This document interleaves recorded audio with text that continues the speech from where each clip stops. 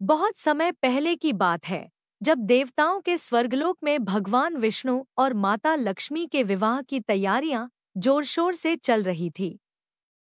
यह विवाह स्वर्ग में एक बहुत बड़ा और पवित्र आयोजन था, जिसमें सभी देवताओं को निमंत्रण भेजा गया। पूरे स्वर्ग में उत्साह का माहौल था, लेकिन एक बड़ी गलती हो गई। विघ्नहर्ता भगवान गणेश को इस विवाह के लिए निमंत्रण नहीं भेजा गया। विवाह के दिन सभी देवता अपनी पत्नियों के साथ बड़े उत्साह के साथ विवाह स्थल पर पहुंचे। चारों ओर आनंद और उल्लास का वातावरण था, लेकिन गणेश जी वहां नहीं थे। जब कुछ देवताओं ने यह देखा तो वे चिंतित हो गए और भगवान विष्णु से इसका कारण पूछा। भगवान विष्णु ने उत्तर दिया, हमने भगवान शिव और माता पार्वती को निमंत्रण भेजा है। गणेश जी को अलग से निमंत्रण भेजने की आवश्यकता नहीं समझी।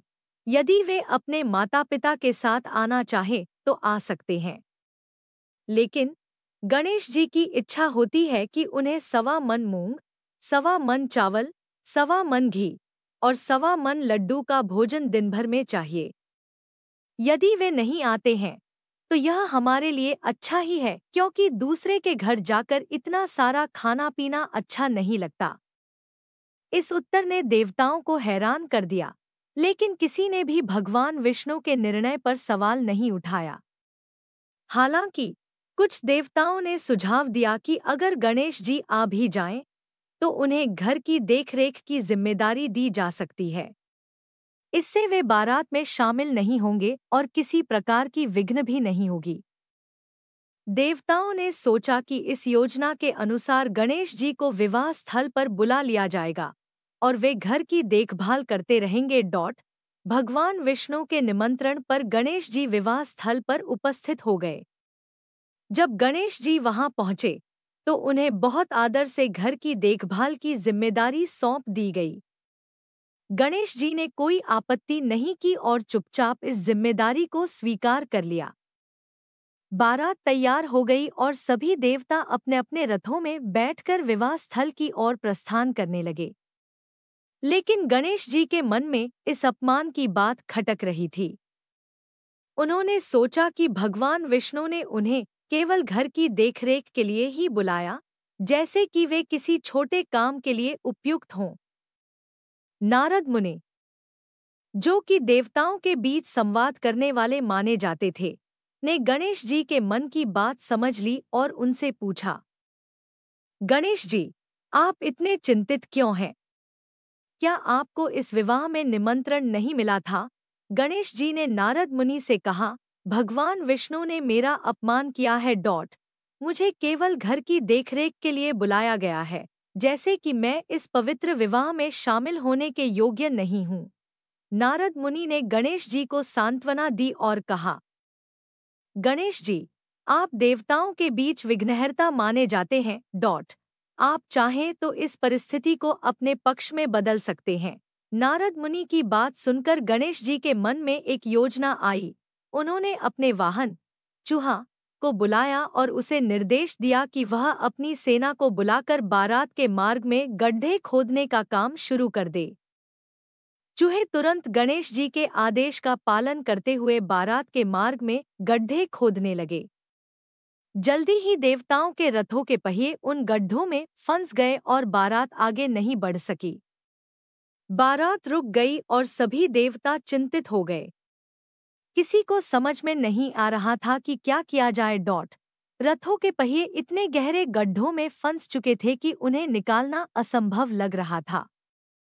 देवताओं ने एक दूसरे से चर्चा की और अंततः इस निष्कर्ष पर पहुंचे कि गणेश जी को बुलाकर उनका पूजन किया जाए, तभी यह समस्या हल हो सकती है। भगवान शिव के आदेश पर नंदी, जो शिव जी के वाहन हैं, गणेश जी को लेने गए।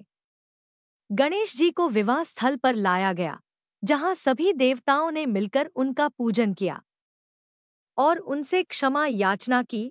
गणेश जी ने देवताओं की प्रार्थना स्वीकार की और जैसे ही उनका पूजन संपन्न हुआ, रथों के पहिए गड्ढों से बाहर निकल आए। हालांकि कुछ रथों के पहिए टूट गए थे और उन्हें ठीक करने की आवश्यकता थी। उसी समय वहां पास में एक लोहार काम कर रहा था। उसे बुलाया गया और उसने अपने औजार लेकर रथों के पहियों को ठीक करना शुरू किया।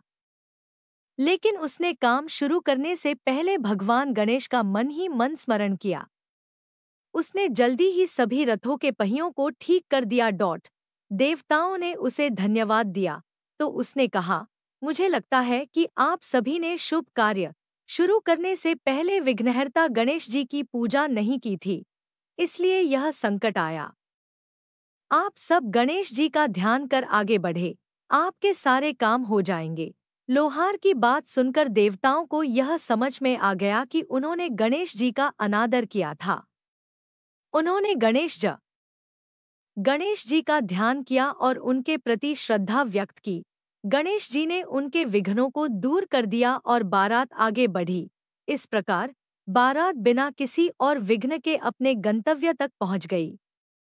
भगवान विष्णु और माता लक्ष्मी का विवाह बहुत धूमधाम से संपन्न हुआ। विवाह के पश्चात सभी देवता भगवान गणेश की कृपा का गुणगान करते हुए लौटे। इस घटना के बाद से सभी ने यह संकल्प लिया कि किसी भी शुभ कार्य की शुरुआत करने से पहले विघ्नहर्ता भगवान गणेश का पूजन अवश्य किया जाएगा, ताकि किसी प्रकार की विघ्न या बाधा न आए। इस कथा से यह सीख मिलती है कि चाहे कोई कितना ही बड़ा हो, अगर वह अहंकार में आकर किसी का अनादर करता है तो उसे कठिनाइयों का सामना करना पड़ सकता है। गणेश जी को प्रसन्न करने के बाद ही सारे कार्य सफल होते हैं। इसलिए किसी भी शुभ कार्य की शुरुआत भगवान गणेश के पूजन से ही करनी चाहिए, ताकि वह बिना किसी विघ्न के संपन्न हो सके।